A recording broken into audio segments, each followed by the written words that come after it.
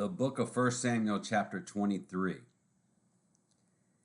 Then they told David, saying, Behold, the Philistines fight against Keilah, and they rob the threshing floors.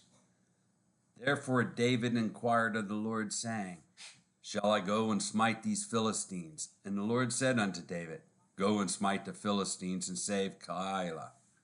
And David's men said unto him, Behold, we be afraid here in Judah. How much more then if we come to Keilah against the armies of the Philistines? Then David inquired of the Lord yet again. And the Lord answered him and said, Arise, go down to Keilah, for I will deliver the Philistines into thine hand. So David and his men went to Keilah and fought with the Philistines, and brought away their cattle, and smote them with a great slaughter. So David saved the inhabitants of Keilah. And it came to pass, when Abiathar the son of Ahimelech fled to David to Keilah, that he came down with an ephod in his hand. And it was told Saul that David was come to Keilah, and Saul said, God hath delivered him into mine hand, for he is shut in by entering into a town that hath gates and bars. And Saul called all the people together to war, to go down to Keilah, to besiege David and his men. And David knew that Saul secretly practiced mischief against him. And he said to Abiathar the priest, Bring hither the ephod. Then said David, O Lord God of Israel, thy servant hath certainly heard that Saul seeketh to come to Keilah to destroy the city for my sake. Will the men of Keilah deliver me up into his hand? Will Saul come down as thy servant hath heard? O Lord God of Israel, I beseech thee, tell thy servant. And the Lord said, He will come down. Then said David, Will the men of Keilah deliver me and my men into the hand of Saul? And the Lord said, They will deliver thee up. Then David and his men, which were about 600, arose and departed out of Keilah, and went whithersoever they could go. And it was told Saul that David was escaped from Keilah, and he forbare to go forth. And David abode in the wilderness and strongholds, and remained in the mountain in the wilderness of Ziph. And Saul sought him every day. But God delivered him not into his hand. And David saw that Saul was come out to seek his life. And David was in the wilderness of Ziph in the wood. And Jonathan, Saul's son, arose and went to David into the wood, and strengthened his hand in God. And he said unto him, Fear not, for the hand of Saul my father shall not find thee, and thou shalt be king over Israel, and I shall be next unto thee, and that also Saul my father knoweth. And they two made a covenant before the Lord. And David abode in the wood, and Jonathan went to his house. Then came up the Ziphites to Saul to Gabal, saying, Doth not David hide himself with us in strongholds in the wood and the hill of Hilkiah, which is on the south of Jeshimon? Now therefore, O king, come down according to all the desire of thy soul to come down, and our part shall be to deliver him into the king's hand. And Saul said, Blessed be ye of the Lord, for ye have compassion on me. Go, I pray you, prepare yet, and know and see his place where his haunt is, and who hath seen him there. For it is told me that he dealeth very subtly.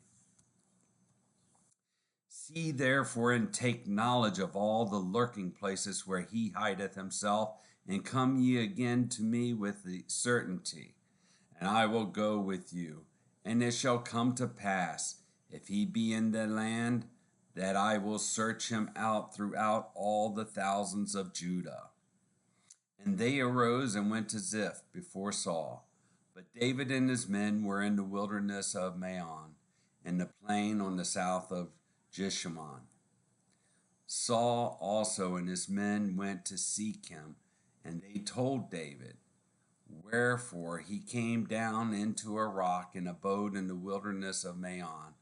And when Saul heard that, he pursued after David in the wilderness of Maon. And Saul went on this side of the mountain, and David and his men on that side of the mountain. And David made haste to get away for fear of Saul. For Saul and his men compassed David and his men round about to take them.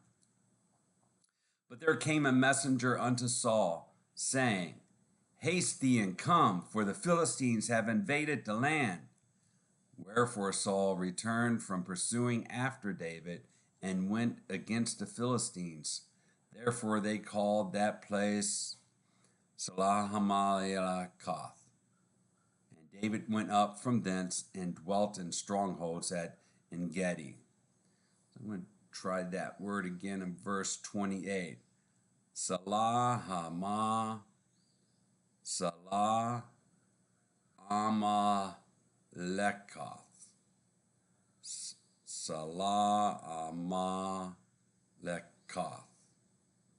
Salah Amalekath. Which means, let's look this word up.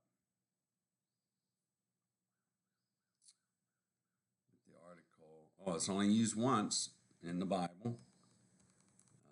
And it's the Cliff of Escapes, or the Cliff of Divisions, which is interesting.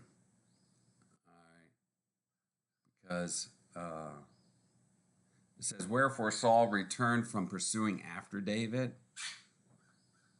Right, so Saul was at this time pursuing David, and then Saul was turned to go elsewhere in a different direction. And then David was here made to escape, or there was a division that was between the two of them, which is specifically here God's providence, whereby Saul was given counsel to go in a different direction. And this was independent of anything that David had to make it happen. So it was the Cliff of Escapes, or the Cliff of Divisions. And what separates us from one another? What is there that is in thee that is differing, that differs from another, but by the grace of God, which passeth all understanding at times? And I say at times, but if there be any difference between one vessel and another, it may be we can believe that it's just the grace of God that makes one vessel, or one's determination, one's even destiny to be to differ from one another. Ultimately, in the end, it's all by grace. So that's the end of reading the book of 1 Samuel chapter 23.